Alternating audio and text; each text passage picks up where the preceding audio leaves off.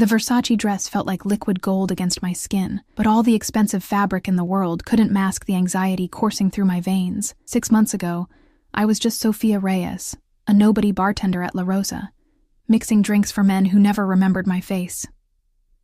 Now I stood in a penthouse bathroom larger than my old apartment, staring at a stranger in the mirror. A woman draped in diamonds, engaged to one of the most dangerous men in the city. 10 minutes, Miss Sophia. Marco's voice, my fiancé's most trusted security detail, came through the door. His tone was always respectful but firm, a constant reminder that nothing in Dante Salvatore's world happened without precision and control. I touched the teardrop diamond hanging from my neck, a gift from Dante on the night he proposed. "Every jewel in this world pales next to you," he had whispered, his Italian accent thickening with emotion as he fastened it around my neck. The same hands that had orchestrated violence I pretended not to know about had trembled slightly against my skin. "I'll be right out," I called back, applying another coat of the blood-red lipstick Dante preferred.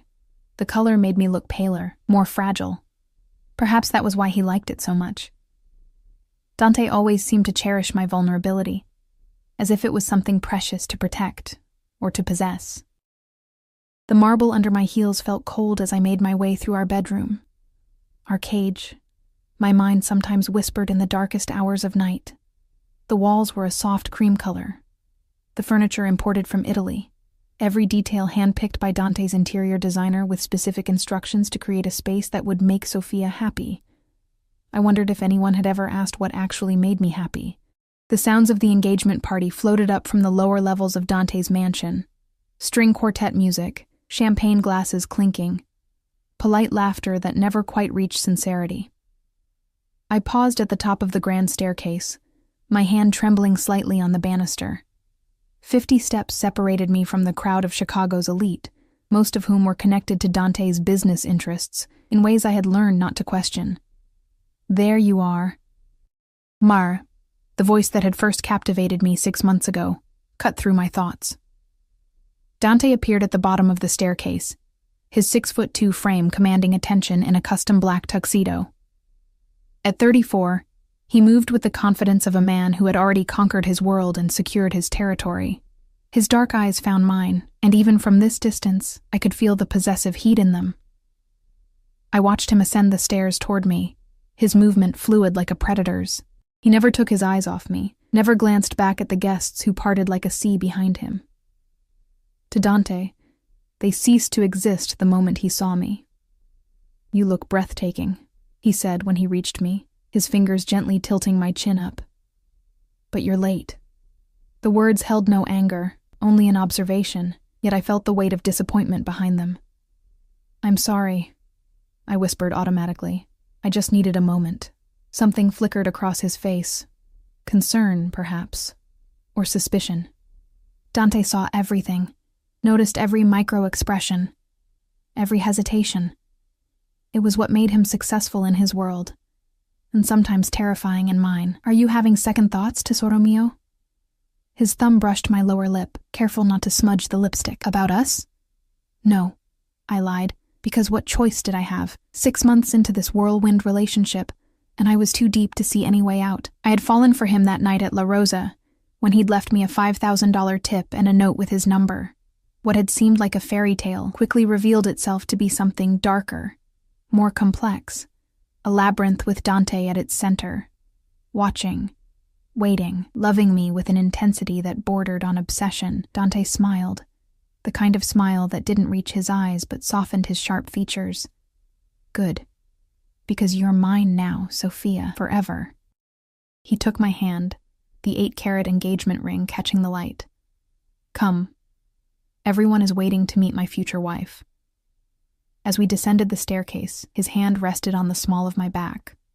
Protective, possessive. I could feel the eyes of the guests tracking our movement, assessing me, this outsider who had somehow captured the heart of Dante Salvatore. Women with plastic surgery perfection and men with power etched into the lines of their faces nodded in acknowledgement as we passed. "Mr. Salvatore," a older man with silver hair stepped forward. "Congratulations on your engagement. Your father would have been proud to see the Salvatore family continuing its legacy." Dante's grip on my waist tightened imperceptibly. "Thank you, Counselor Richards. I believe you haven't met my fiancée, Sophia." The man's eyes swept over me with clinical precision. "A pleasure, my dear. You've captured quite a prize." I smiled the empty smile I had perfected. "The prize is all mine." Dante's lips brushed my temple, his breath warm against my skin. "She's modest," he said, but the undercurrent in his voice was clear. I was the prize, the possession, the trophy he had claimed. We moved through the crowd like royalty, Dante introducing me to people whose names blurred together. Businessmen, politicians, other family heads, all of them speaking in coded language about ventures and arrangements that I understood meant something entirely different from their surface meanings. "Sophia, darling," a woman's voice cut through the noise. Gabriella, Dante's sister, approached with 2 champagne flutes. At 30, she was the only member of Dante's inner circle who had shown me genuine kindness. "You look like you need this." She handed me a glass with a knowing smile. "Thank you," I murmured, taking a small sip. The bubbles felt like pinpricks on my tongue. "Don't worry," she whispered. "The first official event is always the worst. It gets easier." Before I could respond, the atmosphere in the room shifted. A ripple of tension spread like wildfire, conversations halting mid-sentence. Dante, who had been speaking with a group of men near the fireplace, suddenly went rigid. His entire body stilled in a way I had never seen before, like a predator sensing danger. I followed his gaze to the entrance of the grand hall, where Marco stood with an unexpected guest. A woman. Even from across the room, I could see she was stunning, tall and willowy, with olive skin and raven-black hair cascading down her back. She wore a form-fitting emerald dress that accentuated the unmistakable curve of her stomach. 4, maybe 5 months pregnant. "Who is that?" I asked Gabriella, my voice barely audible. Gabriella's face had drained of color. "Valentina Russo, Dante's ex-wife." The words hit me like a physical blow. Ex-wife? In 6 months of sharing his bed, his home, his life, Dante had never once mentioned he had been married before. "I need to go," Gabriella said, already moving toward her brother. I stood frozen, champagne glass clutched in my trembling hand, as Valentina's eyes scanned the room with calculated precision until they locked with mine. A small, knowing smile curved her perfect lips. Then she looked past me to where Dante stood and called out in a voice that carried through the silent room. "Hello, husband. Aren't you going to greet the mother of your child?" The glass slipped from my fingers, shattering on the marble floor. The sound echoed like a gunshot through the hall, but no one turned to look. All eyes remained fixed on the triangle that had suddenly formed. Dante, me, and the pregnant woman claiming to carry his child. Dante's face, usually so controlled, so composed, showed something I had never seen before: fear. Not for himself, I realized with sickening clarity, but for what this moment would do to the perfect world he had constructed, to the future he had planned for us. As security moved toward Valentina, she placed a protective hand over her belly and locked eyes with me again. "Has he told you about me, little bartender? About us? Or did he pretend I never existed?" Dante was suddenly beside me, his arm around my waist like an iron band. "Get her out of here," he ordered Marco, his voice deadly calm despite the storm I could feel raging beneath his surface. "Dante," I whispered. "What is happening? Who is she?" "Nothing for you to worry about, Tesoro," he said, but his eyes never left Valentina as security began to escort her toward the exit. A desperate woman making desperate claims. But Valentina's laugh echoed through the hall as she was led away. "Ask him about Istanbul, Sophia. Ask him why he left me there. Ask him what happened to the first baby." The room spun around me, faces blurring into a kaleidoscope of judgment and curiosity. I could hear whispers starting, the gossip machine already churning. Dante's fingers dug into my waist, anchoring me to him as if he could physically prevent me from processing what I had just heard. "I need air," I gasped, pulling away from him. "Sophia." His voice hardened with warning. "Don't make a scene." But for the first time since I'd met him, I ignored Dante's command. I turned and pushed through the crowd, desperate to escape the suffocating weight of revelations and lies.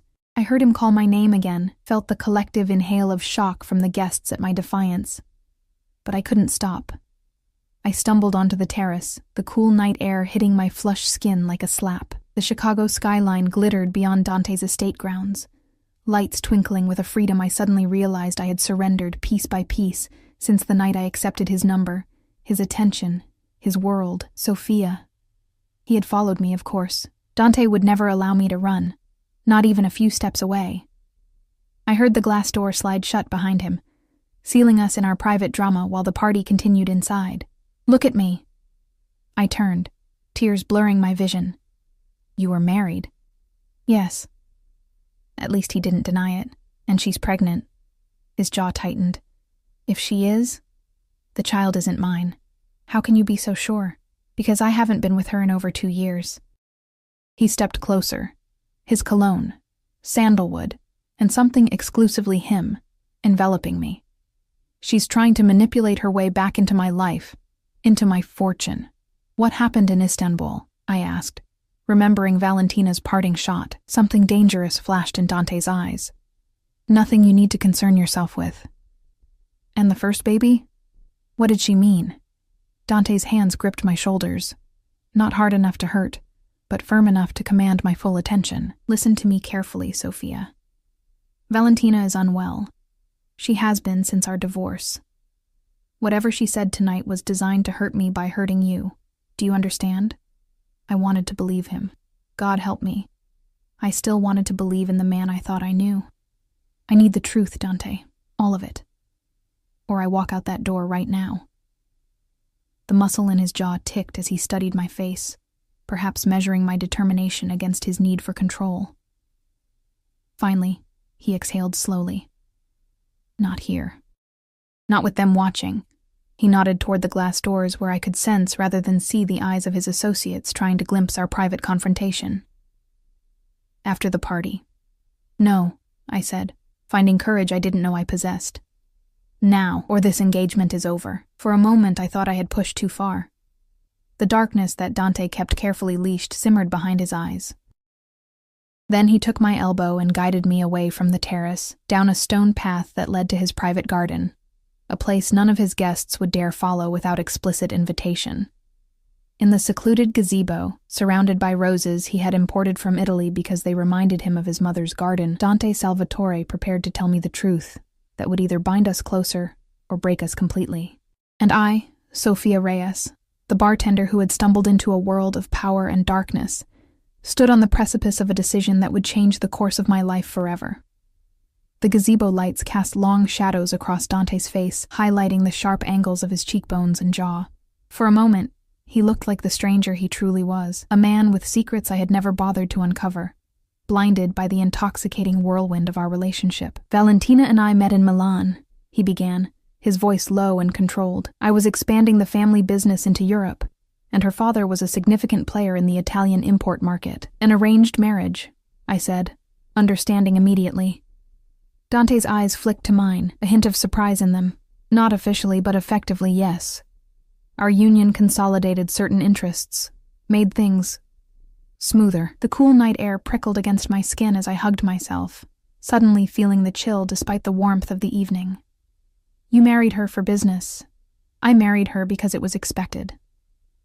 His hands slid into his pockets, a rare gesture of uncertainty from a man who moved through life with absolute conviction. The Salvatores and the Russos had been allies for generations. When her father suggested the match, my father saw the advantages. "And did you love her?" The question escaped before I could stop it. Something resembling pain crossed Dante's features. "I respected her. We had a good partnership. Not love then. But something else had been there. I could see it in the tightness around his eyes." "What happened in Istanbul?" I pressed, remembering the accusation that had seemed to cut deepest. Dante turned away from me, staring out at the rose garden that stretched beyond the gazebo. For several heartbeats, only the distant sounds of the party and the gentle rustle of leaves filled the space between us. "We had been married 3 years, he finally said. "Things were strained. Valentina wanted a child, needed one," she said. An heir for both families. When she got pregnant, it seemed like everything might work out. My stomach twisted. So there was a first baby. Dante's shoulders tensed, the fabric of his expensive tuxedo stretching across his back. Yes. What happened? He turned back to me, and for the first time since I'd known him, Dante looked vulnerable. We went to Istanbul for a business meeting. I had some complicated negotiations that required my personal attention. I asked her not to come, but she insisted, said she was tired of being left behind. I could almost see it, a younger Dante, already powerful but still building his empire, and the beautiful Valentina demanding her place at his side. The meeting went badly. Someone had leaked information about our shipments. Millions were lost. His voice hardened. We were returning to our hotel when our car was attacked. Professional hit, targeting me. A cold shiver ran through me. And Valentina was with you. She was 7 months pregnant. The weight of those words hung in the air between us. I didn't need him to continue to understand what had happened next, but he did anyway. She lost the baby. The doctors said the trauma, the stress. He shook his head. She blamed me. Said I knew it was dangerous, that I should have protected them better, and she was right. I stepped closer, unable to stop myself from reaching for his hand. Dante, I'm so... He pulled away, and I felt the distance between us expand like a physical force. After that, everything changed. She changed, became reckless, self-destructive, started using drugs to cope with the depression. I tried to help her, private doctors, rehab facilities. But she didn't want my help. She wanted revenge. For the baby, I whispered. For everything. Dante's eyes met mine, cold and distant now. She had an affair with Antonio Bianchi, my father's right hand, the one person I was never supposed to doubt. The betrayal must have been devastating, not just personally, but in his world, where loyalty was currency and betrayal was punishable by death. What did you do? I asked, suddenly afraid of the answer. What do you think I did, Sophia? His voice was dangerously soft. I divorced her. Gave her enough money to disappear and start over somewhere far away from me. And I dealt with Antonio as was necessary. The implication was clear, and I felt a chill that had nothing to do with the night air. This was the reality of loving Dante Salvatore, the darkness that lurked beneath the luxury and romance. And now she's back, I said, trying to process everything. Pregnant. If she's truly pregnant, the child isn't mine. His certainty left no room for doubt. We haven't been together since before the divorce was finalized 2 years ago. Then whose?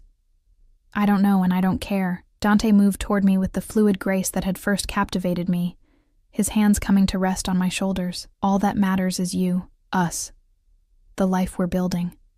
I wanted to believe him, but the foundation of that life had just revealed its cracks.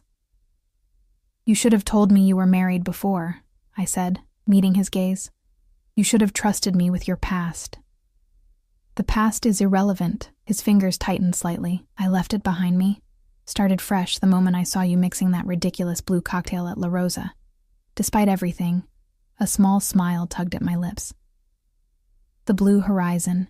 You ordered it just to get my attention. And it worked. His thumb traced my jawline, didn't it? Before I could answer, the sound of heels on stone interrupted us. Gabriella appeared at the entrance to the gazebo, her expression tense. I'm sorry, she said, looking between us, but you need to come back inside. Valentina's making a scene, and Salvatore men are arriving. Dante's entire demeanor changed in an instant, the vulnerable man who had been sharing his past vanishing behind the mask of the powerful Mafia boss. I thought Marco removed her. He tried. She created enough of a disturbance that removing her forcefully would have attracted too much attention. And now Vincenzo Russo is here with his men. Her father. Dante's voice was ice, perfect. My blood ran cold. What does that mean? Dante's eyes met mine, and I saw the calculation behind them. It means this just became complicated, Tesoro. Stay with Gabriella. Don't leave her side. Dante. But he was already striding away, his phone in hand, issuing quiet orders to someone on the other end of the line.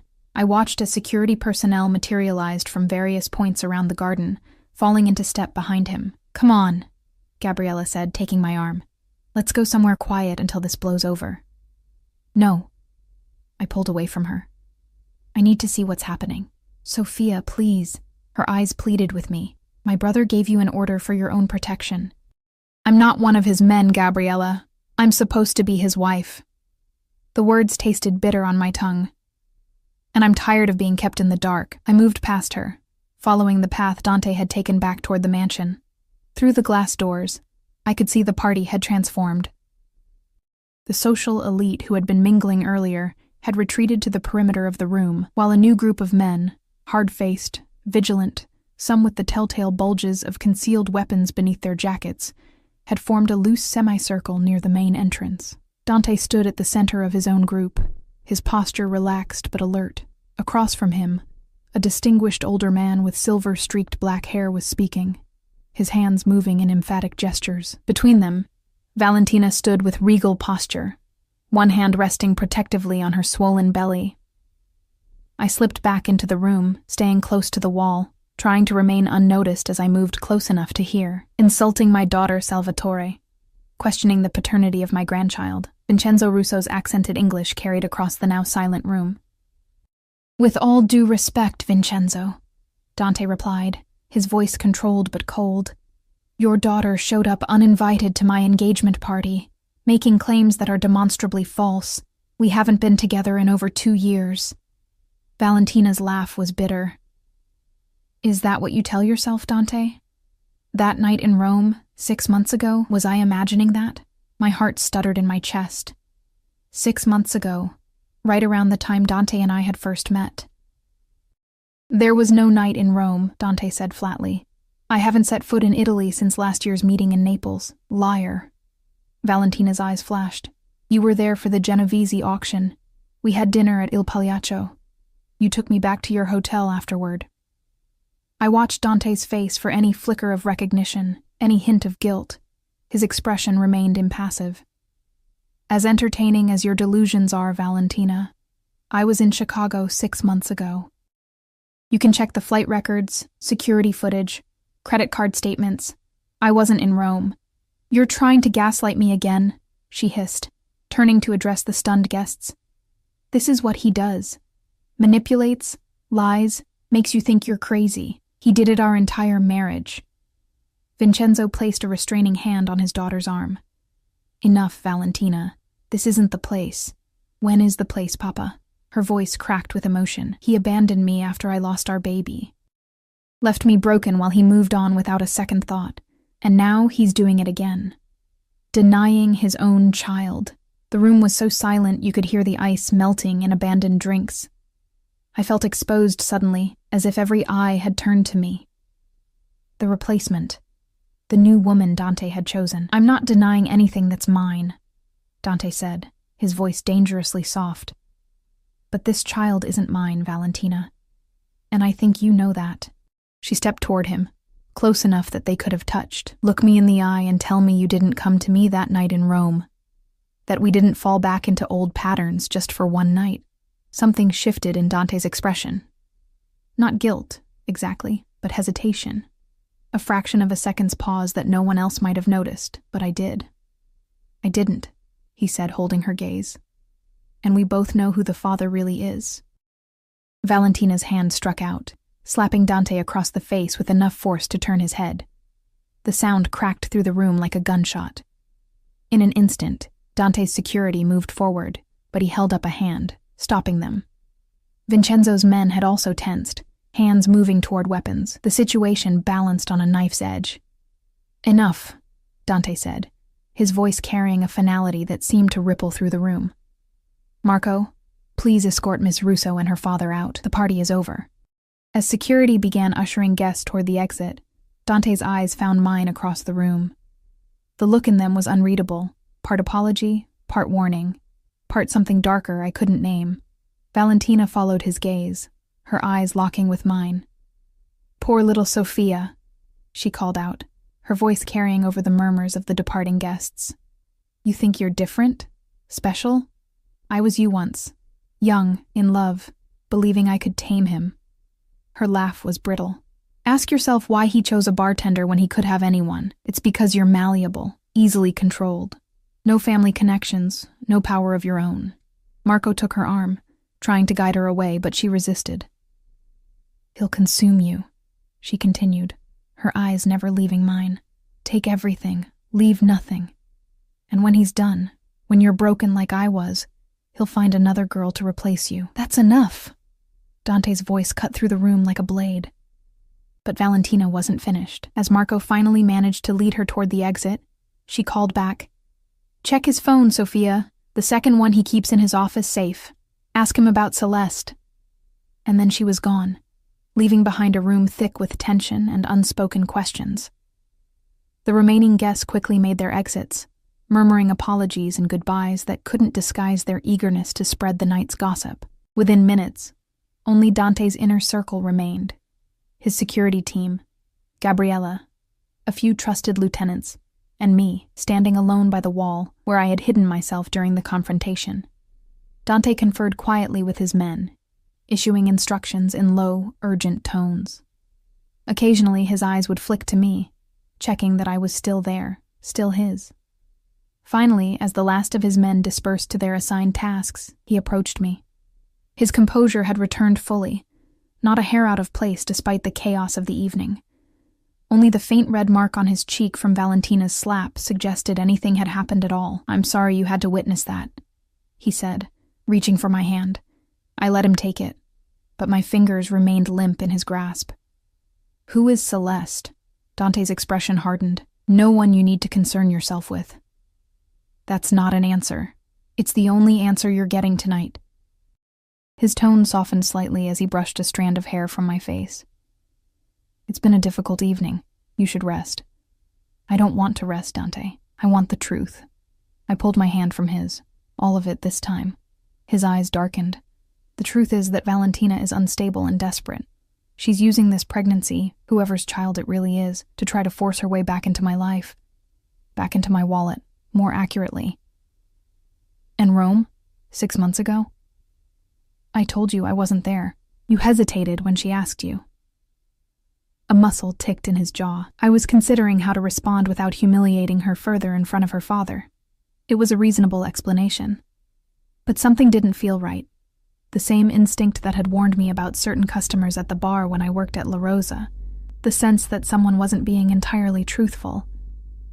I need to be alone tonight, I said, watching his face carefully. Anger flashed in his eyes, quickly controlled. You're upset. Understandably so. But isolating yourself isn't the solution. It's not a solution, Dante. It's a request. I held his gaze, refusing to back down. I need space to think. For a moment, I thought he might refuse. Dante Salvatore wasn't accustomed to having his wishes denied, especially by those closest to him. But after a long pause, he nodded once. You can use the East Wing guest suite. Not our bedroom, but not sending me away either. A compromise that kept me under his roof, within his reach. I'll have security positioned in the hallway. I don't need guards watching my door. They're not watching you, Sophia. His voice hardened. They're ensuring no one gets to you. Valentina's return has complicated things. Until I'm certain of her intentions and her father's position, extra precautions are necessary. The reality of my situation crashed over me like a wave. This wasn't just relationship drama. It was a potential power struggle between crime families, with me caught in the middle. Fine, I conceded, suddenly exhausted. The East Wing. Dante's expression softened, and he reached out, his fingers brushing my cheek. This will pass, Tesoro. By tomorrow, everything will be clearer. But as I walked away from him, toward the solitude of the guest suite, I couldn't shake Valentina's words from my mind. Ask yourself why he chose a bartender when he could have anyone. The second phone in his office safe, Celeste. The woman I had seen tonight was either dangerously unhinged or desperate to communicate some truth she thought I needed to know. And until I knew which, sleep would be impossible. As the security detail fell into step behind me at a respectful distance, I made a decision that sent a shiver of both fear and determination through me. Tonight, While Dante was busy managing the fallout from Valentina's appearance, I would find that second phone. I would discover for myself exactly what kind of man I had agreed to marry. The East Wing guest suite was palatial, like everything in Dante's mansion, but it felt cold, impersonal. The king-sized bed with its Egyptian cotton sheets and the marble bathroom with its rainfall shower were luxuries I had quickly grown accustomed to over the past months. Yet tonight, they felt like part of my gilded cage. Beautiful distractions from the truth I was beginning to suspect lay beneath the surface of my relationship with Dante. I paced the plush carpet, Valentina's words echoing in my mind. Ask him about Celeste. Who was she? Another ex-wife? A lover? Someone from Dante's mysterious past that he'd conveniently failed to mention. From the window, I could see the last of the guests' vehicles leaving through the estate's wrought iron gates. Security personnel patrolled the grounds, their dark figures moving with practiced precision through the landscaped gardens. In the circular driveway, Dante stood with Marco and two other men I recognized as his top lieutenants, heads bent in serious conversation. I knew I had limited time. Once Dante finished handling the fallout from tonight's disaster, he would come looking for me. To explain, to reassure, to reclaim control of the narrative. If I wanted to find that phone, it had to be now. I opened the suite door, peering into the hallway. As promised, 2 security guards stood at attention, one at each end of the corridor. The one nearest my door, Paolo, I remembered, nodded respectfully. Is everything all right, Miss Sophia? Yes, I forced a smile. I forgot my medication in the main bedroom, for anxiety. The lie came easily, surprising me. 6 months ago, I couldn't even call in sick to work without stammering through excuses. Paolo hesitated. I can have someone bring it for you. No, I know exactly where it is. It'll just take a minute.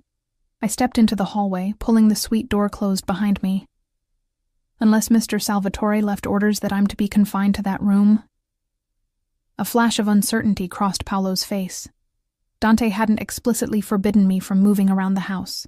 That would have been too controlling, too obvious, but the implication had been clear. Of course not, miss. Would you like me to escort you? That won't be necessary, I said quickly. I know my way around my own home. The words felt strange on my tongue. My home. Was it, really? Or was it just another possession of Dante's that I had been permitted to share? Paolo nodded. I'll inform the boss that you've gone to the main bedroom. That gave me a time limit. I needed to be quick. I moved through the east wing toward the grand staircase, my bare feet silent on the polished marble. The mansion was eerily quiet now, the chaos of the party replaced with a heavy stillness that seemed to watch my every move. Instead of heading to the main bedroom, I took a right at the bottom of the stairs, moving toward Dante's private office. My heart pounded against my ribs, each beat a warning. I had never entered this room without Dante present. It was his sanctuary, his command center, off limits to everyone except his most trusted circle, and I was about to violate that trust. The door was locked, of course, but 3 months ago, after a night of too much wine and passionate promises, Dante had shown me where he kept the spare key. In case of emergencies, he'd said. At the time, it had felt like a gesture of trust. Now I wondered if it had been a test. The small decorative box on the hallway console table slid open with a gentle push, revealing the key nestled inside. I glanced over my shoulder, listening for footsteps, before quickly unlocking the office door and slipping inside. Dante's scent hit me immediately. Sandalwood, expensive cologne, and something uniquely him. The room was meticulously organized, dominated by a massive mahogany desk facing the door. Behind it, floor-to-ceiling windows offered a view of Chicago's glittering skyline. Bookshelves lined the walls, filled with leather-bound volumes I suspected were more for appearance than actual reading. I moved to the desk first, my trembling fingers opening drawers, searching for anything that might offer answers. Business documents, contracts with names I didn't recognize, a sleek pistol in the bottom drawer that made my blood run cold. But no phone. The safe, Valentina had said. My eyes scanned the room, landing on the painting to the right of the desk. A dark, moody landscape of the Italian countryside. It was the only piece of art in the otherwise minimalist office, and it hung at perfect eye level. Too obvious, I thought. Dante was smarter than that. I moved to the bookshelf, running my fingers along the spines, looking for anything that seemed out of place. Nothing. The wet bar in the corner was equally unhelpful, as was the small seating area by the window. Time was running out. Paolo would have notified Dante by now, and my absence from the main bedroom would soon raise questions. In desperation, I returned to the desk, dropping to my knees to examine it more closely. That's when I noticed it, a slight difference in the wood grain on one side of the knee space. I pressed my fingers against it, feeling a small depression that yielded under pressure. With a soft click, a hidden panel swung open, revealing a small digital safe. My hand shook as I stared at the keypad. What would Dante use as a code? Our anniversary? Too sentimental. His birthday? Too obvious. I tried the date his father died. A day I knew had shaped him profoundly. Nothing. Then I remembered something Gabriella had mentioned once, about their mother's birthday being Dante's lucky number. I entered the date. 0517. The safe beeped once, and the door swung open. Inside lay several items. A stack of cash and various currencies, a small velvet pouch that clinked with what sounded like diamonds, a passport I suspected wasn't issued by any legitimate government agency. And, my heart lurched, a sleek black phone. I reached for it with trembling fingers, pressing the power button. The screen remained dark. Dead battery? Or turned off for security? I had no way to charge it here, and no time to search for a charger. As I debated what to do, my fingers brushed against something else in the safe, a small leather notebook. I pulled it out, flipping it open to find pages of handwritten notes in Dante's precise script. Most entries were in Italian, which I couldn't read, but some names jumped out at me: business contacts, politicians, rival family members. And there, on the last used page, Celeste, 3rd Tuesday, 8 p.m., Lake House. My blood ran cold. The lake house was Dante's private retreat, a secluded property an hour outside the city where we had spent several romantic weekends. He had told me he only used it when he needed to escape with me, but this entry suggested otherwise. The 3rd Tuesday of the current month had been just last week, a night Dante had claimed he was in Detroit for business. I quickly took a photo of the page with my phone, then replaced the notebook exactly as I had found it. The black phone went back too, though everything in me wanted to take it. I had just closed the safe and was sliding the panel back into place when I heard it, the unmistakable sound of the office door handle turning. I froze, heart pounding in my throat, as the door swung open to reveal Dante standing in the threshold. For a moment, neither of us spoke. His eyes took in the scene, me kneeling behind his desk, the slight disarray of papers I hadn't managed to perfectly replace, the guilty flush I could feel spreading across my cheeks. "What are you doing in here, Sophia?" His voice was soft, which was somehow more terrifying than if he had shouted. I stood slowly, smoothing down my dress with hands that wouldn't stop trembling. "I was looking for you. In my private office, behind my desk." Each word was measured, controlled. The lie died on my lips. Dante could always tell when I was lying. It was one of the things that had initially attracted me to him, his ability to see through people's pretenses, to understand what they really wanted. Only now did I realize how dangerous that ability could be when turned against me. "Paolo said you were going to our bedroom for medication." Dante stepped into the room, closing the door behind him with a quiet click that sounded like a jail cell locking. "Yet here you are, in a room you know is off limits without me." "I needed answers," I said, deciding that partial honesty was my only defense. "After everything that happened tonight, can you blame me?" Dante moved toward me, his steps unhurried, predatory. "And did you find what you were looking for?" I swallowed hard. "Who is Celeste?" Something flickered in his eyes, surprise, followed quickly by anger. "You went through my things." It wasn't a question, but I answered anyway. "Yes." He stopped in front of me, close enough that I could smell his cologne, feel the heat radiating from his body. That was a mistake, Tesoro. So was lying to me. I met his gaze, refusing to be intimidated, despite the fear coursing through me. "You told me you were in Detroit last Tuesday. But you were at the lake house, weren't you?" With her, Dante's expression gave nothing away. "You shouldn't believe everything Valentina says. She's trying to come between us. I didn't get this from Valentina. I found it in your notebook. I held up my phone, showing him the photo I'd taken. Your handwriting, your schedule. Who is she, Dante? For a long moment, he stared at me, his dark eyes unreadable. Then he sighed, running a hand through his perfectly styled hair, a rare gesture of frustration I'd seen only a handful of times. Celeste isn't a woman, Sophia. It's a code name for a business venture. What kind of business requires secret meetings at your private lake house? His jaw tightened. The kind of business that keeps us safe, that keeps you living in luxury instead of mixing drinks for minimum wage and tips. The barb stung, reminding me of the vast difference in our backgrounds, in our power. If it's just business, why hide it from me? Why lie about where you were? Because some things are better kept separate from our personal life. He reached for me, his fingers brushing my cheek in a gesture that would have seemed tender, if not for the steel behind his eyes. I don't burden you with the uglier aspects of what I do. That's a protection, not a deception. I wanted to believe him, part of me, the part that had fallen for his intensity, his confidence, his singular focus on me, desperately wanted to accept this explanation and return to the fantasy of our life together. But Valentina's words echoed in my mind. Ask him about Celeste. Show me the phone, I said suddenly. Dante's hand stilled against my skin. What? The second phone, the one in your safe. If Celeste is just business, then show me the phone. Prove Valentina wrong. His expression hardened. I don't have to prove anything to you. Actually, you do.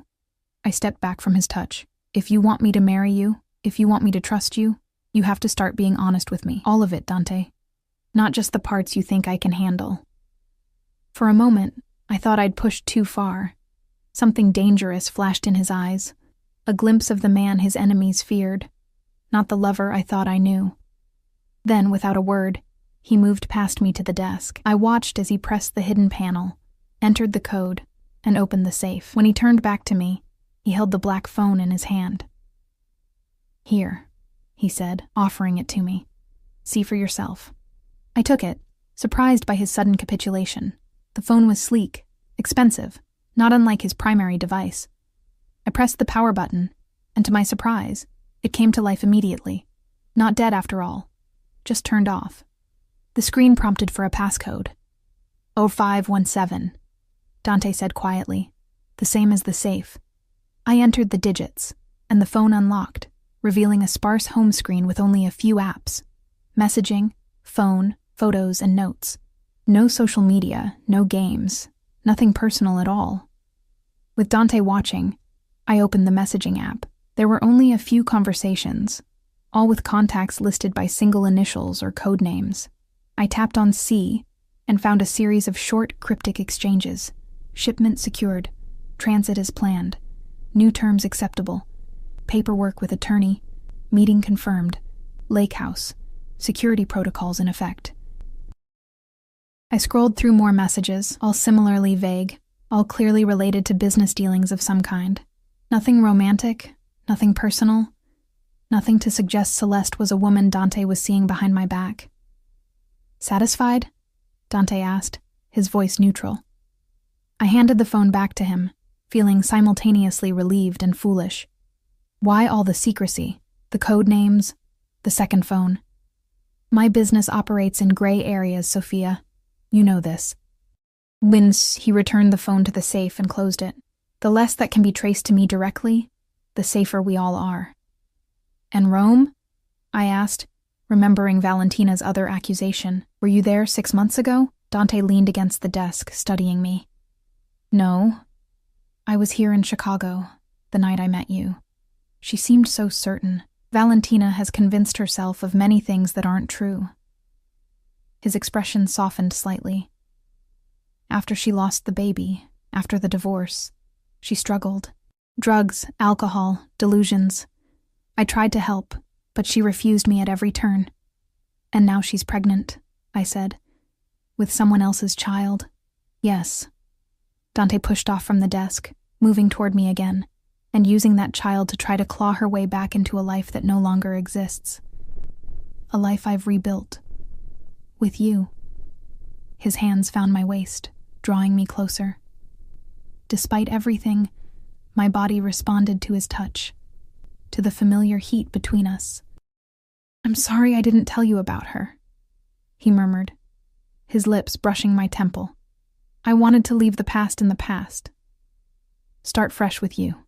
No more secrets," I whispered, wanting to believe we could move forward from this night. "Promise me." "No more secrets," he agreed, though something in his tone made me wonder if he was being entirely truthful. But I was tired, physically, emotionally exhausted from the night's revelations. And Dante's arms felt safe, despite everything. A harbor in the storm Valentina had brought crashing into our lives. As he led me from the office back toward our main bedroom, not the guest suite, a silent acknowledgement that we would not be separated tonight, I pushed my doubts aside. The phone had shown nothing suspicious. Dante had given a reasonable explanation for the lake house meetings. Perhaps Valentina truly was delusional, driven by jealousy and bitterness to try to destroy what Dante and I had built. Yet as we passed a window overlooking the front gates, I noticed a black sedan still parked just outside, engine running. Vincenzo Russo's car, waiting in the shadows like a predator biding its time. This wasn't over. Whatever game Valentina was playing, whatever her true motivations, tonight had been only the opening move. And as I slipped between the silk sheets of Dante's bed, our bed, I couldn't shake the feeling that I was missing something crucial, something that might change everything if only I could see it clearly. I curled against Dante's warm body as he pulled me close, his breath evening out as he drifted toward sleep. But my eyes remained open, staring into the darkness, replaying Valentina's desperate warnings. Ask him about Celeste. Check his phone. I had done both, and found nothing to confirm her accusations. Yet the doubt remained, a small, persistent voice whispering that perhaps I had seen only what Dante wanted me to see, that the truth, like so much in his world, might be hidden beneath layers of careful deception. As sleep finally claimed me, one certainty remained. I loved this man beside me, this complex, dangerous, possessive man who had swept me from my ordinary life into his extraordinary one. But for the first time since we'd met, I wasn't sure if I could trust him. Morning came with the soft golden light filtering through the custom blinds Dante had installed, designed to wake us gradually, gently. One of his many thoughtful touches. I reached across the bed, finding only cool sheets where his body should have been. "Dante?" I called, sitting up. The bedroom door opened, but instead of Dante, Gabriella entered, carrying a tray with coffee and pastries. Her expression was carefully composed, but I could see the tension around her eyes. "Good morning," she said, setting the tray on the bedside table. "I thought you might be hungry. Where's Dante?" I asked, accepting the coffee she offered. Handling the situation, Gabriella perched on the edge of the bed. Valentina's appearance last night complicated things. The events of the previous evening came rushing back. The party, the confrontation, my discovery in Dante's office. What does that mean, exactly? Handling the situation? Gabriella hesitated, clearly weighing how much to tell me. Vincenzo Russo isn't just Valentina's father. He controls significant portions of the import business on the East Coast. His alliance with our family has kept certain competitive pressures at bay. And now that alliance is threatened because of me, I said, understanding dawning. Not because of you. She touched my hand. Because Valentina can't accept that Dante has moved on, that he's happy. I took a sip of coffee, buying time to organize my thoughts. Am I in danger? The question hung between us, heavy with implications. In the months since I'd entered Dante's world, I had maintained a careful distance from the realities of his business. I knew, in an abstract way, what the Salvatore family was involved in. But I had never directly confronted the violence that lurked beneath the surface of their power. Dante would never let anything happen to you, Gabriella said finally. You're under his protection. Not a no, I noted. That doesn't answer my question. She sighed. Valentina is unstable, unpredictable, and she blames you for taking what she believes should still be hers. But Dante said they've been divorced for 2 years. Surely she's moved on too. It's not that simple. Gabriella's eyes met mine. In our world, marriages aren't just about love. They're about alliances, power, continuation of family lines. Dante was the heir to the Salvatore Empire. By marrying him, Valentina secured her family's position and her own future. When he divorced her, he took that security away, I finished. And now she wants it back. Yes. And a child, a Salvatore heir, would strengthen her claims significantly. I set my coffee down, suddenly losing my appetite. But Dante says the baby isn't his. It doesn't matter what's true. It matters what people believe. Gabriella's voice had taken on an edge I rarely heard from her. Perception is reality in our world, Sophia. If enough people believe Valentina's story, then Dante's position is weakened. The realization hit me with chilling clarity. And so is mine. She nodded. Which is why he's meeting with Vincenzo now, to resolve this before it escalates further. I should be there, I said, throwing back the covers. If this involves me, I have a right to be part of the conversation. Gabriella caught my arm. Dante gave explicit instructions that you're to remain here, where it's safe. I'm not one of his soldiers, Gabriella. I pulled away from her grasp. I'm supposed to be his partner, and as his partner, you need to trust him to handle this. Her voice softened. Please, Sophia, don't make this more difficult than it already is. I wanted to argue, to demand my place at Dante's side, but something in Gabriella's expression stopped me. Fear, I realized. Not for herself, but for me. What aren't you telling me? I asked quietly. She looked away, her fingers fidgeting with the hem of her blouse.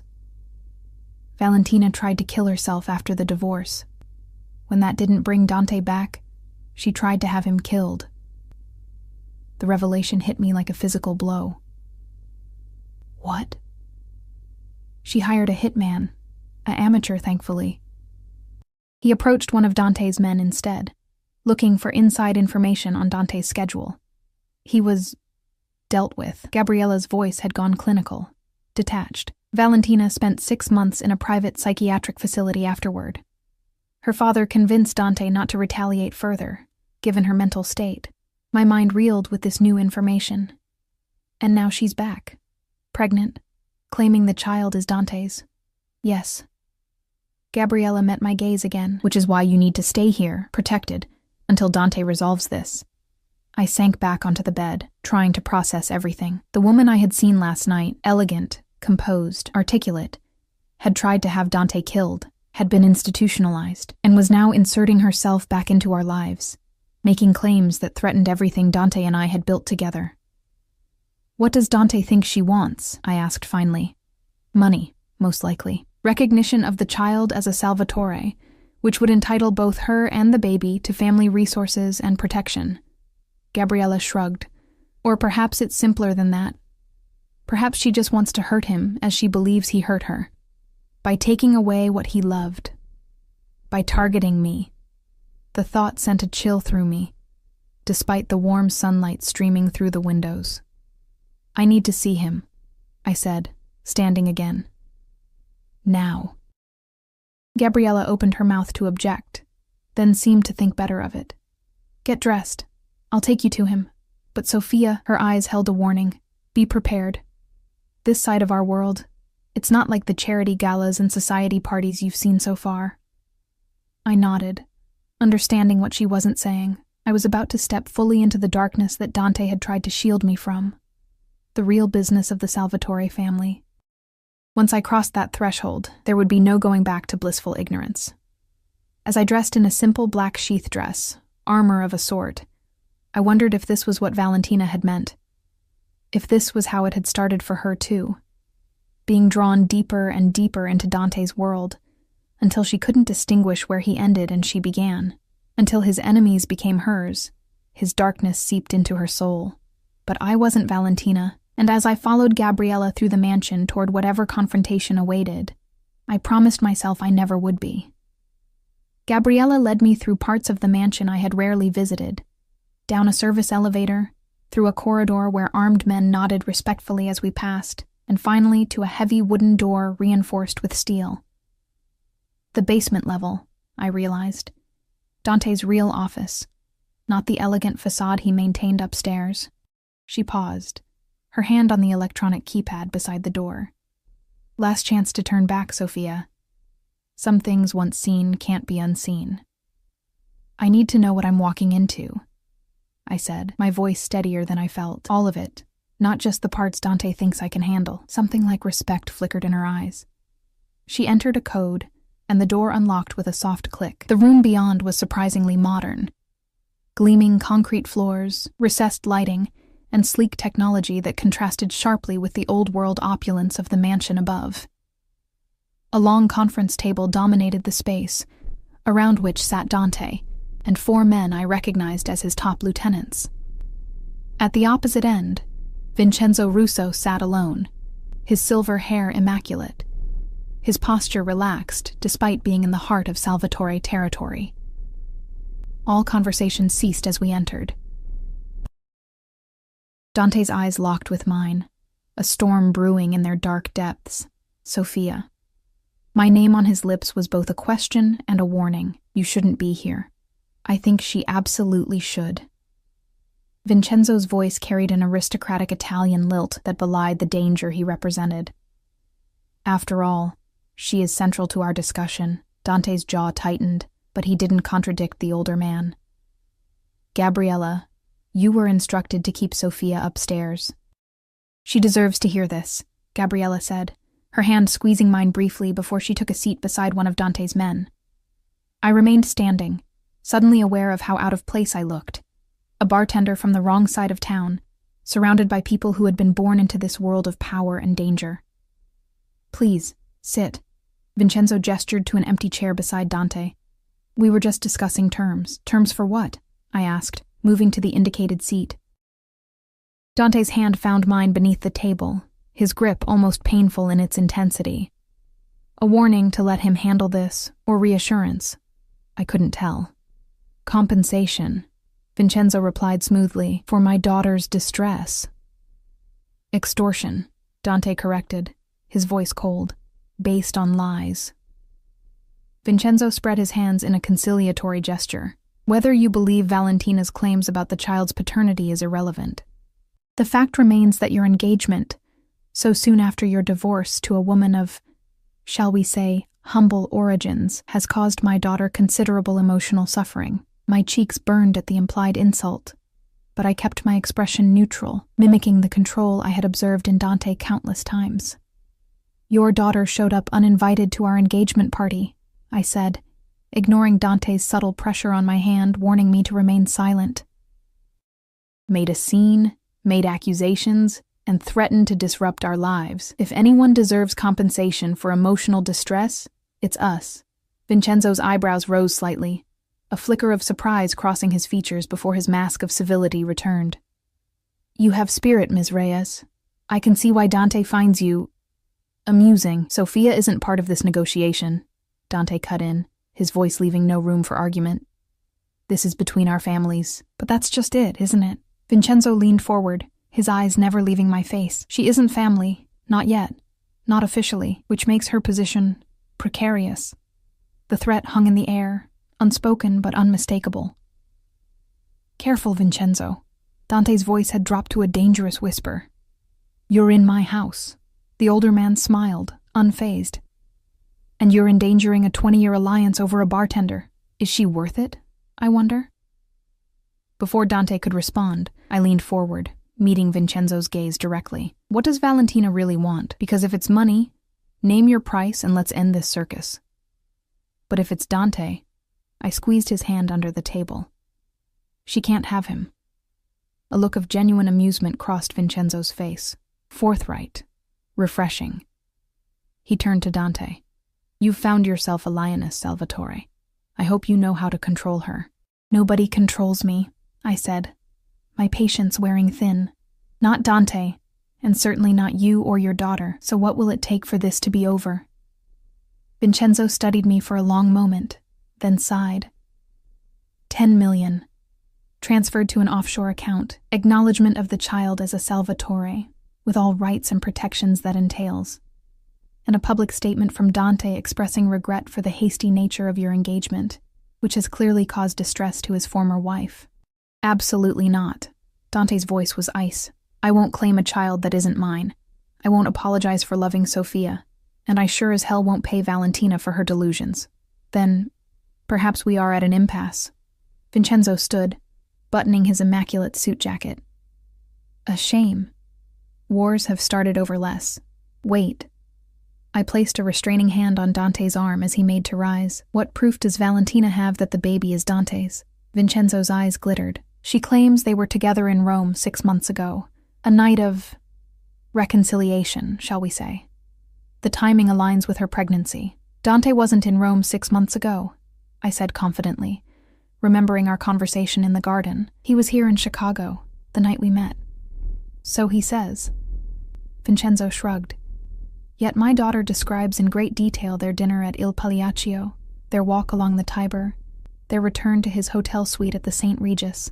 She even recalls the specific bottle of wine they shared, a 1982 Brunello from his father's private collection. I felt Dante stiffen beside me, a subtle reaction that wouldn't have been noticeable to anyone who didn't know him as intimately as I did. She's lying, he said.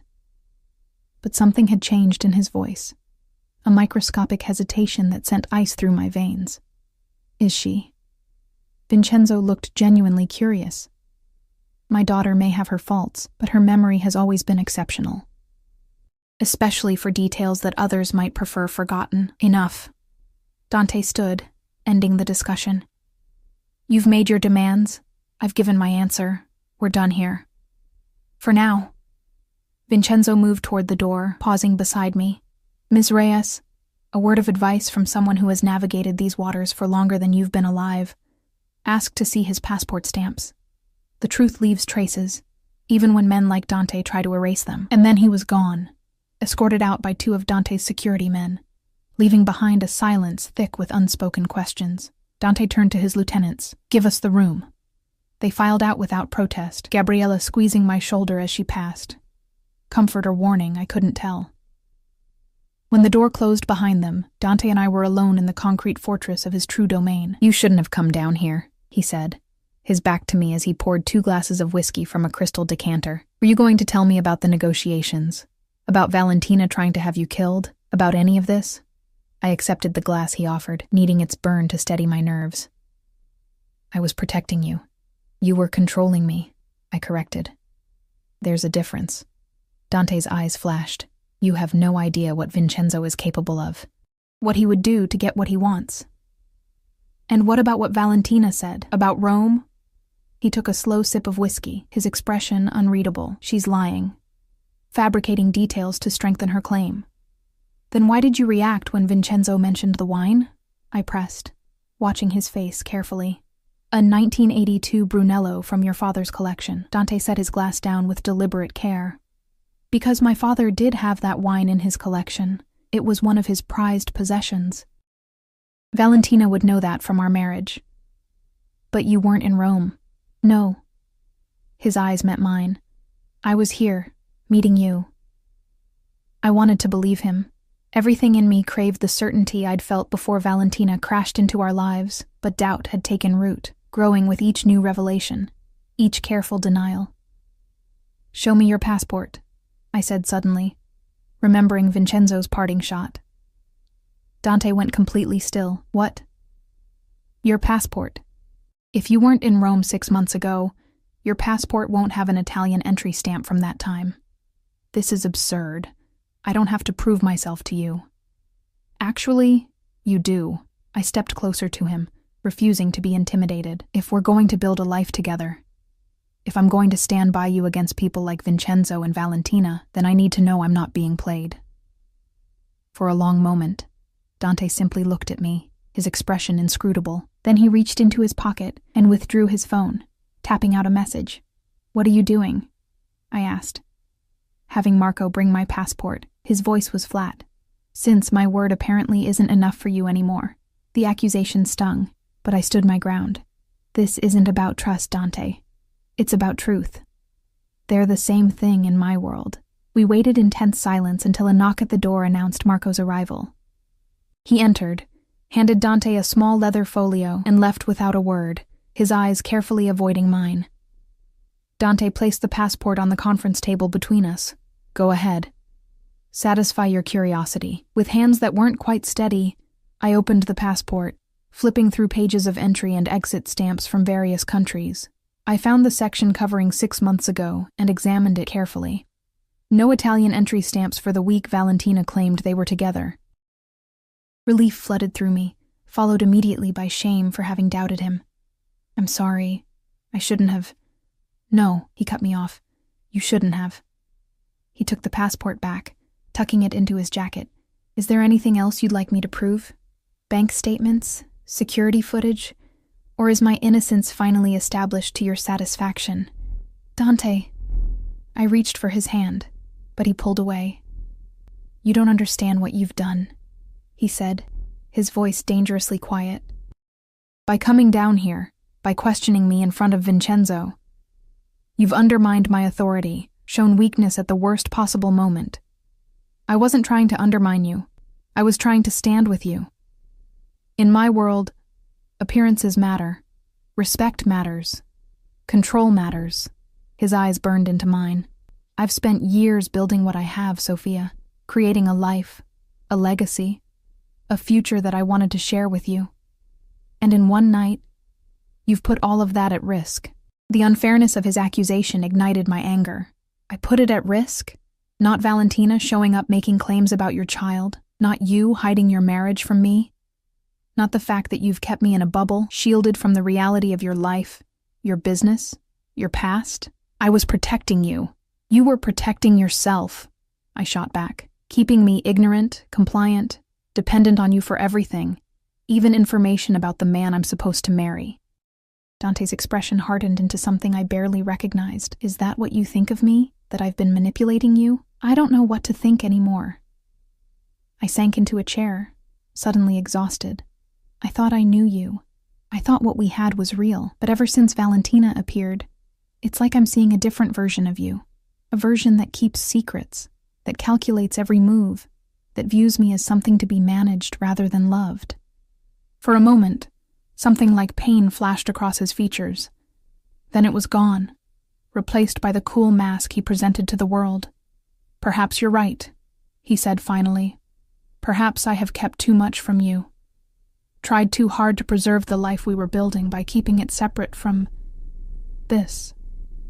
He gestured to the room around us, to the concrete fortress where the real business of the Salvatore family transpired. I don't need protection from the truth, Dante. I need honesty. Complete honesty. He studied me for a long moment, then nodded slowly. All right. Complete honesty. He took a deep breath. I was in Rome 6 months ago. The words hit me like a physical blow. What? Not for the reasons Valentina claims, he added quickly. I was there for a meeting with the Genovese family, a business arrangement that needed to be handled personally. But your passport. I have multiple passports, Sophia. Multiple identities. In my business, it's a necessity. My mind reeled with the implications. So you lied to me about Rome, about being in Chicago the night we met. No, he moved toward me, his expression intense. I flew back from Rome the day before I came to La Rosa. I was in Chicago when I met you. That part is true. But the rest? About not seeing Valentina? Dante's jaw tightened. I did see her in Rome. She found me. How, I still don't know. Showed up at my hotel claiming she wanted to talk, to find closure. And did you? Talk? I could barely get the words out, dreading his answer. Yes. His eyes held mine. We had dinner. I listened to her apologies, her explanations, and then I put her in a car and sent her back to her father's house. You expect me to believe that after you lied about being in Rome at all? It's the truth. He knelt beside my chair, taking my hands in his. I didn't tell you because it didn't matter. Because she didn't matter. I met you the next day, and everything changed. I wanted to believe him, but the foundation of trust had been cracked, and I wasn't sure if it could be repaired. And the baby? Not mine, he said firmly. Whatever Valentina claims, whatever details she's fabricated, I never slept with her that night. Never touched her beyond a goodbye on the cheek. Then why is she doing this? Why now? Dante's expression darkened. Because she heard about our engagement. Because she can't stand the thought of me building a family with someone else after what happened to ours. Because she's desperate and dangerous and will use anything, including an innocent child, to get what she wants. It made sense. Or at least, it was a version of events that I could accept, that aligned with the man I thought I knew. Yet doubt lingered, whispering that there might be more to the story, more secrets beneath the surface. "I need time," I said finally. "Time to process all of this, to decide if I can trust you again." Something like panic flickered in Dante's eyes. "Time isn't a luxury we have right now, Tesoro. Vincenzo has made his move. He's waiting to see how I respond." "That's your business to handle, not mine. You're wrong." His grip on my hands tightened. "You became part of this the moment Valentina targeted you, the moment Vincenzo saw you as a weakness to exploit. So what now?" I asked, pulling my hands from his grasp. "You pay her off? Claim a child that isn't yours? Or start a war with her family? None of the above." Dante stood, decision hardening his features. "I'm going to prove the child isn't mine. Publicly, irrefutably. And then I'm going to make sure Valentina never threatens us again." The cold determination in his voice sent a chill through me. "What does that mean, exactly?" "It means I'm done being reactive. Done letting her control the narrative." He pulled out his phone, issuing rapid instructions to someone on the other end. When he finished, he turned back to me. "I have people searching for Valentina's medical records, for evidence of who she's really been seeing, for anything we can use to discredit her claims. And if you find nothing, we will." His confidence was absolute. "Everyone has secrets, Sophia. Even Valentina." The irony of his statement wasn't lost on me. "Like you?" His eyes met mine, unblinking. "I've told you everything now. No more secrets." But I wasn't sure I believed him anymore. The man I had fallen in love with. The man who had swept me off my feet with his intensity, his devotion, his singular focus on making me the center of his world, seemed increasingly like a carefully crafted persona, designed to show me only what he wanted me to see. "I need air," I said, standing abruptly. "I need to think." "Sophia." He reached for me, but I stepped back. "Don't," I held up a hand. "Just give me space. Please." For a moment, I thought he might refuse. Dante Salvatore wasn't accustomed to being denied anything he wanted, least of all by me. But after a tense pause, he nodded once. "Take the East Wing. You'll have privacy there. But Sophia," his voice hardened, "don't leave the estate. It isn't safe." I wanted to argue, to assert my independence, to remind him that he didn't control me. But the rational part of my brain recognized the truth in his warning. If Valentina was as unstable as they claimed, if Vincenzo was as dangerous as Dante feared, then I was safest within these walls, even if they suddenly felt more like a prison than a home. I left the underground room without another word, making my way back through the mansion that had become my gilded cage. As I passed through the grand foyer, my eyes fell on the massive portrait of Dante's parents that dominated the space. Salvatore royalty, their expressions confident, commanding, secure in their power and position. Is this what Dante wanted for us? For me to stand beside him in a portrait someday, the next generation of a dynasty built on secrets and control. Was that the future I was walking into with my eyes wide open? Or was I as blind as Valentina had once been? In the East Wing guest suite, I sank onto the bed, my mind racing with everything I had learned. Dante's lies about Rome, Valentina's claims about the baby, Vincenzo's veiled threats, the revelation of just how deep the darkness ran in Dante's world. My phone buzzed with a text from Gabriella. "Are you okay? Do you need anything?" I stared at the screen, wondering how to answer. Was I okay? Would I ever be okay again, now that I had glimpsed the reality of the life I had so eagerly accepted? Before I could respond, another text came through, this one from an unknown number. The truth has a way of revealing itself. Dante's Lake House, tonight, 8 p.m. Come alone if you want answers. V. Valentina.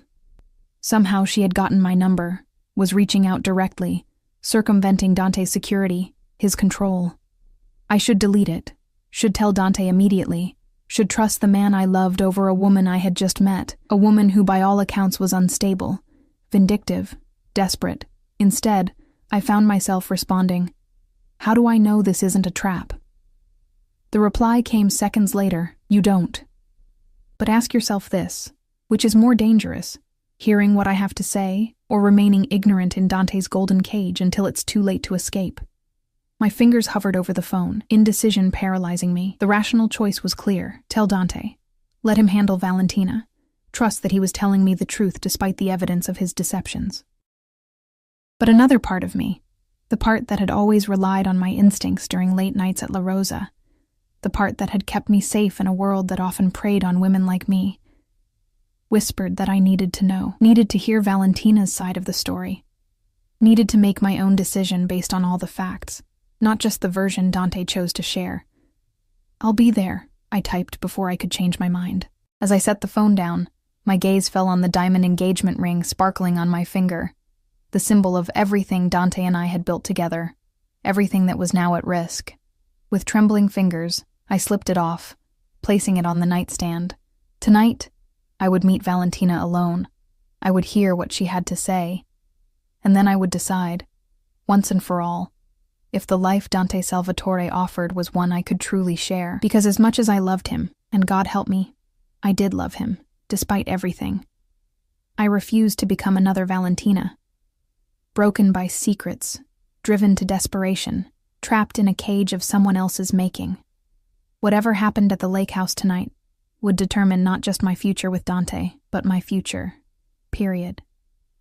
And for the first time since I'd met him, I was prepared to face that future on my own terms, with or without the man who had both awakened and endangered my heart. Leaving the estate undetected proved easier than I expected. Dante had been called away to an emergency meeting with his lieutenants, and Gabriella was occupied with damage control among their social circle after the previous night's disaster. The security detail, while vigilant against external threats, wasn't accustomed to preventing someone from leaving, especially not the boss's fiancé. I told Paolo I needed fresh air, a drive to clear my head. He hesitated only briefly before arranging for a car. "Mr. Salvatore wouldn't want you going alone, Miss Sophia. I'll take Marco," I lied smoothly, naming Dante's most trusted security man, knowing he was with Dante. "He's meeting me out front." The deception worked. 20 minutes later, I was behind the wheel of one of Dante's less conspicuous vehicles, a sleek black Audi rather than the customary Bentley, navigating the roads north of Chicago toward the lake house. Guilt gnawed at me with each mile, but determination pushed me forward. I needed answers, even if finding them meant betraying Dante's trust.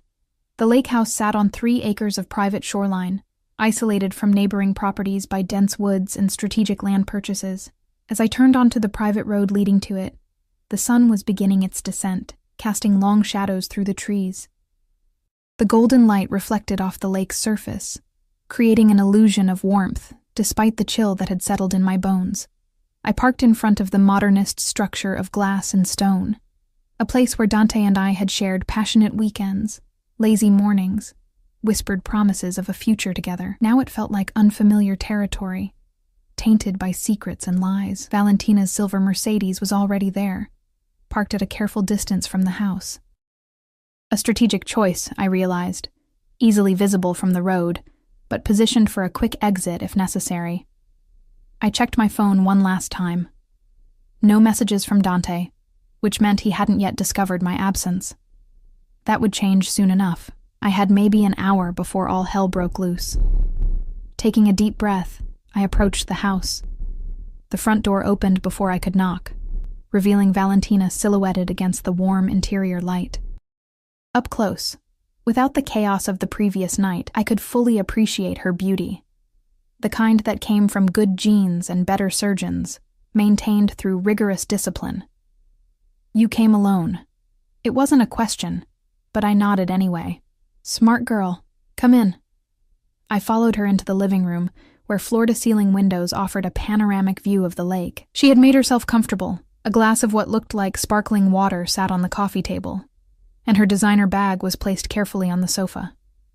"Dante will figure out I'm gone soon," I said, remaining standing while she settled gracefully onto the couch.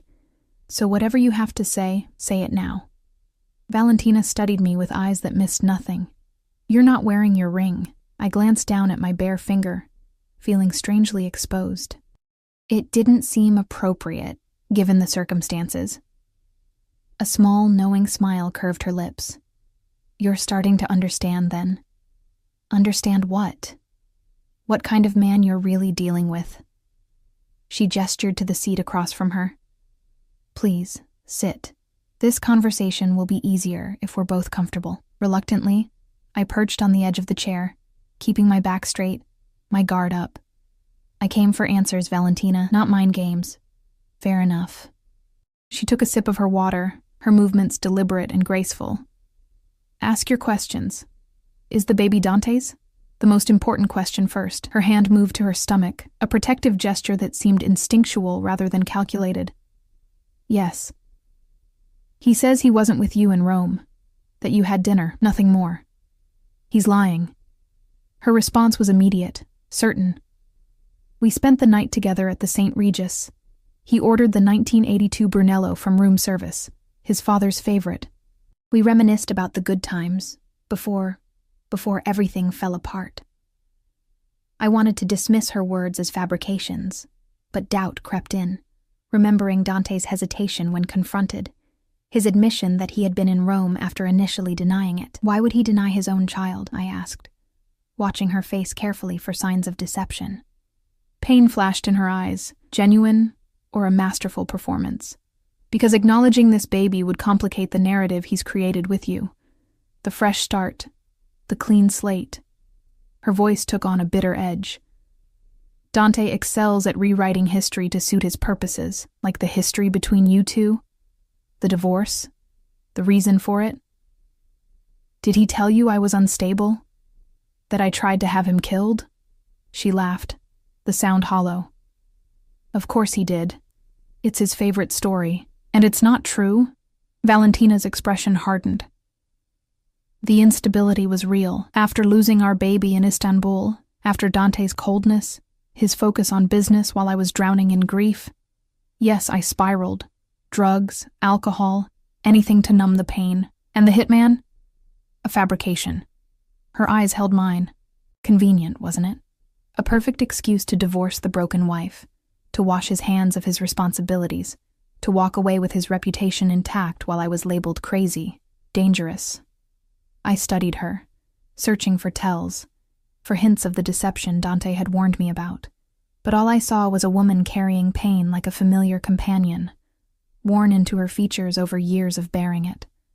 Why come back now? I asked. If what you're saying is true, why seek him out in Rome at all? I didn't. She shook her head. He found me. Called out of the blue, said he needed to discuss something important related to his father's estate. Business matters that required my signature as his former wife. I should have known better, but what? But part of me still loved him. The admission seemed to cost her something. Still believed there was good in him, beneath all the darkness. I understood that feeling all too well. The magnetic pull of Dante Salvatore. The desire to believe in the version of him that he presented to those he claimed to love. So you met him in Rome, I prompted. Yes. Dinner first, business discussion, then drinks at his hotel, and then... She gestured to her belly. A moment of weakness, a night of pretending the past hadn't happened. A mistake I'm now paying for in ways I never imagined. When did you find out you were pregnant? 2 months ago. She reached into her bag, pulling out what looked like a sonogram image. I tried to contact him. Calls, texts, emails. All ignored or blocked. It was like Rome had never happened. And then you heard about our engagement, I guessed. Valentina's laugh was bitter. Imagine my surprise. The father of my unborn child, engaged to a bartender he'd known for mere months, while I couldn't even get him to return a phone call about his baby. The contempt in her voice when she said bartender stung, but I pushed past it. You could have approached him privately. Instead, you chose to make a public scene. I tried private approaches. They failed. Her eyes hardened. Dante only responds to power plays, to public pressure, to threats to his carefully constructed image. So yes, I chose the nuclear option. I had to. She pushed the sonogram across the coffee table toward me. I hesitated, then picked it up, studying the grainy image of a tiny human. Innocent, unknowing of the drama surrounding its existence. Why should I believe you? I asked, setting the image down. Dante says you're delusional, dangerous. His sister says you tried to kill yourself after the divorce. That part is true. Valentina's voice quieted. I did try to end my life, once. When the grief and isolation became too much to bear. And now you're better? Now I have something to live for.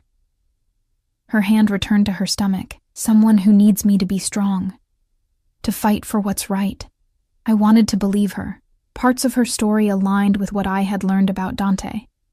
His careful control of information, his selective truths, his ability to construct narratives that served his purposes. But something still felt off, a piece missing from the puzzle. If what you're saying is true, I said slowly, then why come to me? Why not take this to the press, to Dante's business associates, to people who could actually pressure him? Because you deserve to know who you're really marrying. Her gaze was direct, unflinching. Because I was you once, young, in love, believing I could have a normal life with an extraordinary man. I know how this story ends, Sophia. I've lived it.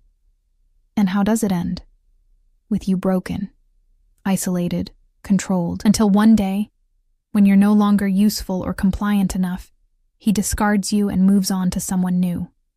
Her voice cracked slightly. I couldn't save myself, but maybe I can save you. The sincerity in her voice was compelling, her pain palpable, yet doubt lingered.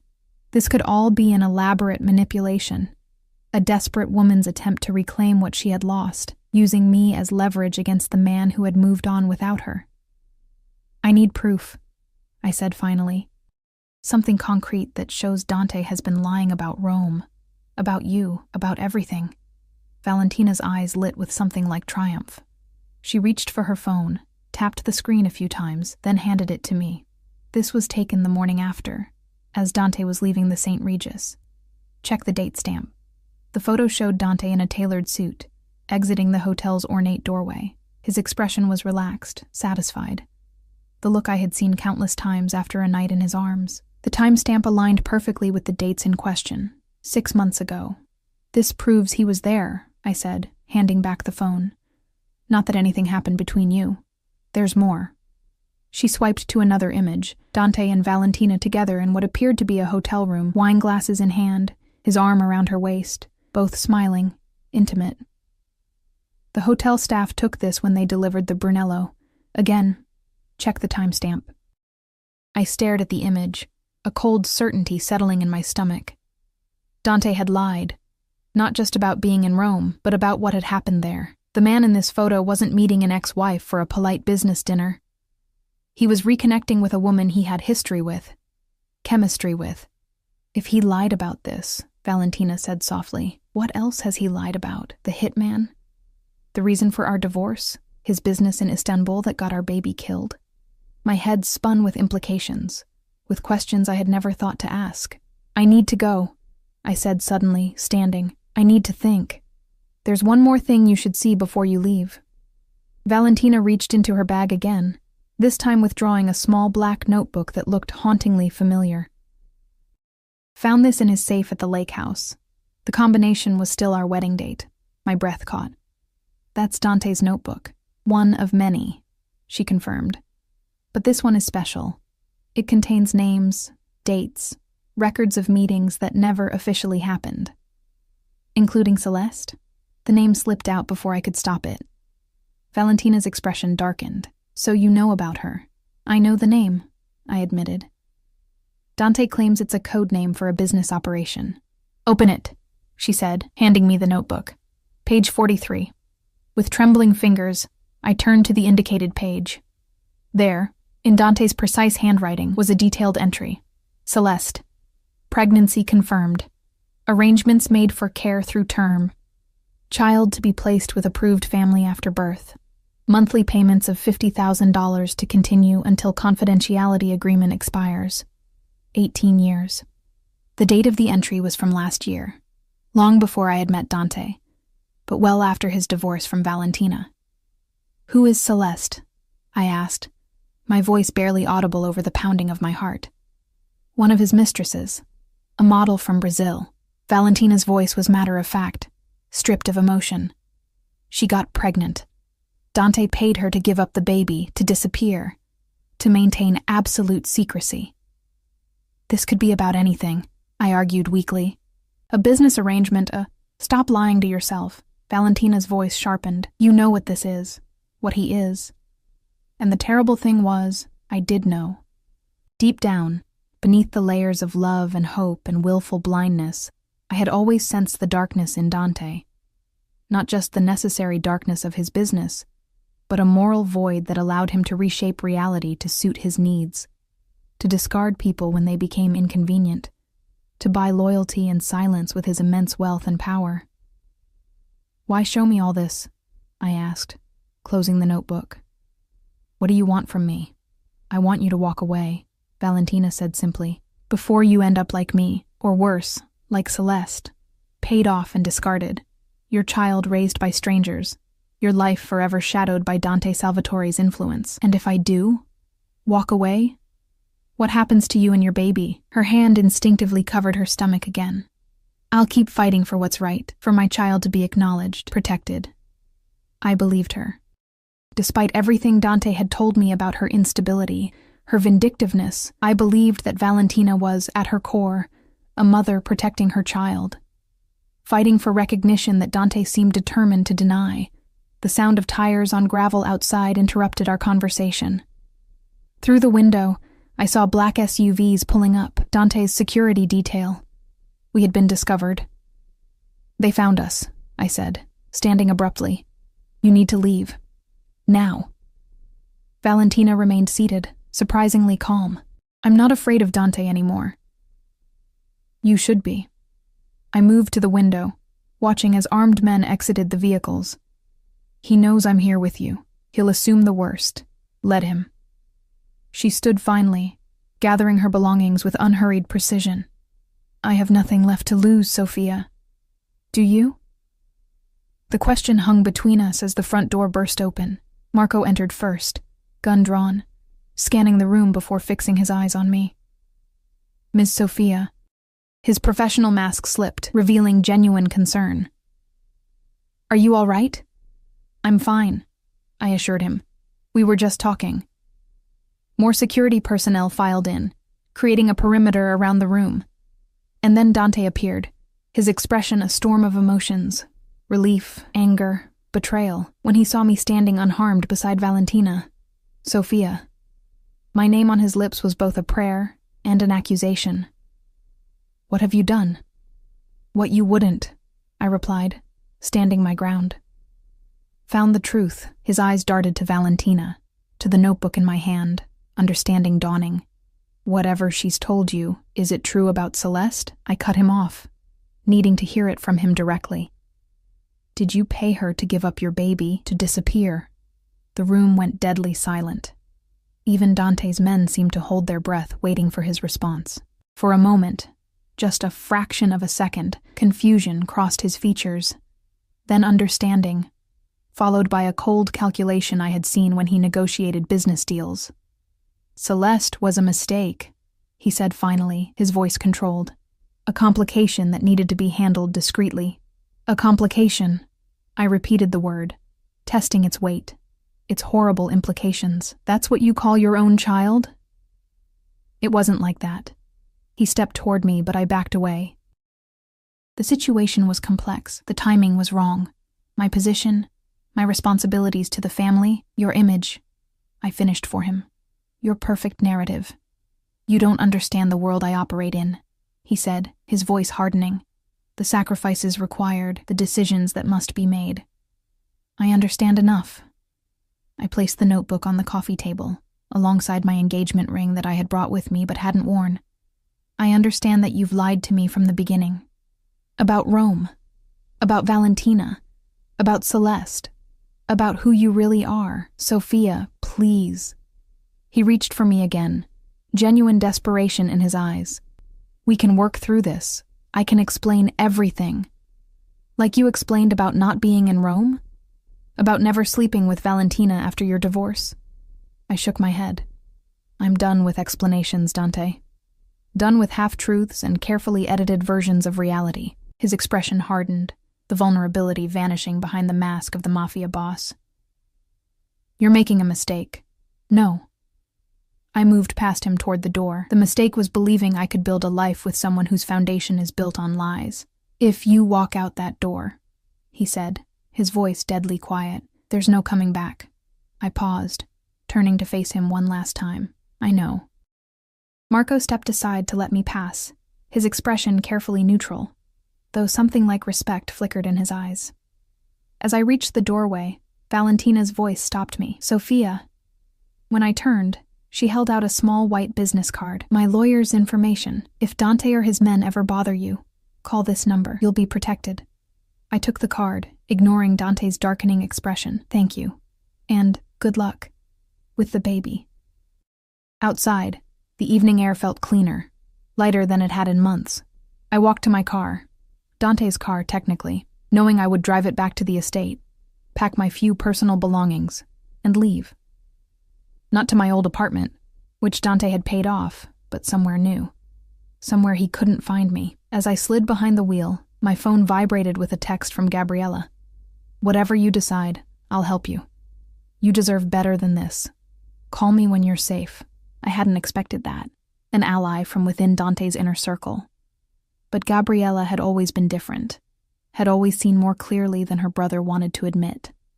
Starting the engine, I took one last look at the lake house where I had once believed I would build a future with Dante Salvatore.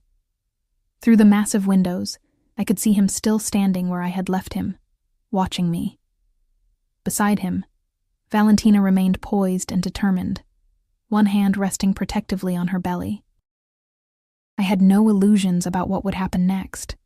Dante would negotiate with Vincenzo, would likely acknowledge Valentina's child to prevent a war between families. The scandal would be managed, controlled, as all scandals were in his world, and eventually, he would find someone new to stand beside him, to wear his ring, to believe the carefully crafted version of himself he presented to the world. But it wouldn't be me. Not anymore. As I drove away from the lake house, from Dante, from the gilded cage I had almost willingly entered, I felt something unexpected beneath the grief and betrayal, relief. The weight of pretending not to see the darkness, of accepting partial truths, of ignoring my instincts. It lifted with each mile that separated me from the man I had loved, but never truly known. By the time I reached the main road, tears were streaming down my face, but I was smiling through them. Ahead lay uncertainty, difficulty, the challenge of rebuilding a life Dante had systematically dismantled as he integrated me into his world. But it was my life again, my choices, my future, unwritten by anyone but me. In the rearview mirror, I caught a final glimpse of the lake house growing smaller in the distance. I didn't know what confrontation was unfolding inside between Dante and Valentina, what truths were finally being spoken, what consequences would follow, and for the first time since I'd met Dante Salvatore, I realized I didn't need to know. Their story would continue without me, and mine, my real story, was just beginning. 6 months later, the cafe was busy for a Wednesday afternoon, filled with students from the nearby university and professionals taking late lunch breaks. I wiped down the counter, enjoying the simple rhythm of honest work, the predictability of days that belonged entirely to me. After leaving Dante's world, I had started over. A new apartment in a different neighborhood, a job managing this small cafe owned by a retired couple who valued my bartending experience. It wasn't glamorous, wasn't draped in designer labels or dripping with diamonds, but it was mine, earned through my own merit, maintained through my own efforts. The bell above the door jingled, and I looked up to see Gabriella entering, her designer sunglasses perched on top of her head. Despite her wealth and status, she somehow managed to blend in, wearing simple jeans and a cashmere sweater, instead of the couture she favored at Salvatore events. "The usual?" I asked as she approached the counter. She smiled, sliding onto a bar stool. "Please. And maybe one of those almond croissants if you have any left." I prepared her latte, double shot, oat milk, no foam, and placed a croissant on a small plate. This had become our routine over the past months. Once a week, Gabriella would visit, bringing news from a world I had left behind but still found myself curious about. "How are you?" she asked, studying my face with the perceptiveness that ran in her family. "Good." I meant it. The owners are talking about making me a partner. Small stake, but it's a start. That's wonderful, Sophia. Her smile was genuine. You deserve it. I leaned against the counter, lowering my voice though no one was paying attention to us. And how are things over there? Gabriella understood my meaning immediately. Stable. The family's reached an agreement. The child will be acknowledged as a Salvatore, with all the protections that entails. And Valentina? Living in the family's Lake Michigan property. Comfortable, protected. The baby is due next month. She took a sip of her latte. A boy, apparently. I nodded, processing this information. Despite everything, I felt a strange sense of satisfaction knowing that Valentina had won her battle, that her child would have the recognition and security she had fought for. And Dante? The question slipped out before I could stop it. Gabriella's expression softened with sympathy. Working. Always working. He doesn't talk about you, if that's what you're wondering. I wasn't, I lied. He's different, she continued anyway. Harder. More focused on business, less on personal matters. I understood what she wasn't saying. Dante had retreated further into the darkness of his world, had embraced the cold calculation that had always been part of him. But that love, or what he had believed was love, had temporarily softened. I heard about Celeste, Gabriella said after a moment. After you left, I confronted him, made him tell me everything. I stiffened. And I'm sorry, for my part in it all, for not seeing clearly what kind of man my brother had become. Her eyes met mine, filled with regret. You were right to leave, Sophia. Braver than I could have been. Not brave, I corrected her. Just unwilling to live a life built on lies. She nodded, understanding. The child, Celeste's baby, is with a good family. I've made sure of it personally, and I've arranged for a trust fund in the child's name, separate from Dante's control. When he turns 18, he'll have choices. Resources. A lump formed in my throat at this unexpected kindness. Thank you. It was the right thing to do. She finished her latte, setting the cup down with a finality that suggested our conversation about the Salvatores was concluding. So, any interesting plans for the weekend? I welcomed the change of subject, the return to the normalcy of my new life. Actually, yes. I've been seeing someone, just casually, but he's nice. Normal. I smiled. A professor at the university. We're going to a concert on Friday. That's wonderful. Gabriella's approval felt genuine, free of the judgment I might have expected from someone in her world. You deserve happiness, Sophia. Real happiness, not the counterfeit version my brother offered. As she gathered her things to leave, I felt compelled to ask one final question. Do you ever think about leaving? Starting over somewhere new, away from the family business? Gabriella paused, considering. Every day, she admitted quietly. But family is complicated. Loyalty, history, blood. They bind you in ways that are hard to break. She squeezed my hand. That's why what you did took such courage.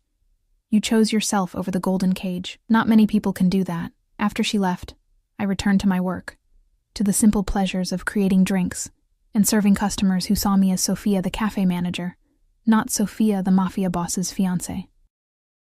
As I moved through the familiar routines of my day, I realized that Gabriella was right.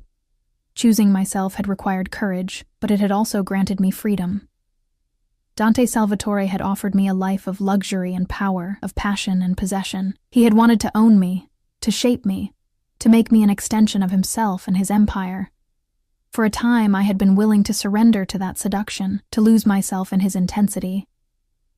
But in the end, I had chosen a different path, one without diamonds or mansions or security details, but one where I could look in the mirror each morning and recognize the woman staring back at me. One where my happiness wasn't dependent on believing carefully crafted lies, where my future wasn't tied to a man whose darkness would eventually consume everything in its path. As the afternoon sun slanted through the cafe windows, warming my skin, I smiled to myself. Valentina had been right about one thing. Dante Salvatore did consume those who loved him, did leave them broken when his narrative required a new chapter. But she had been wrong about another. Not everyone who fell under his spell was destined to share her fate.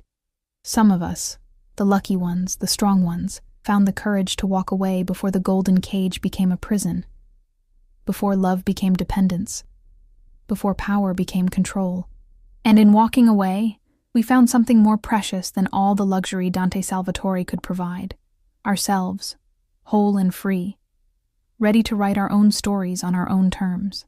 That night, as I locked up the cafe and stepped into the cool evening air, I didn't look over my shoulder, didn't scan the street for black SUVs or watchful security men.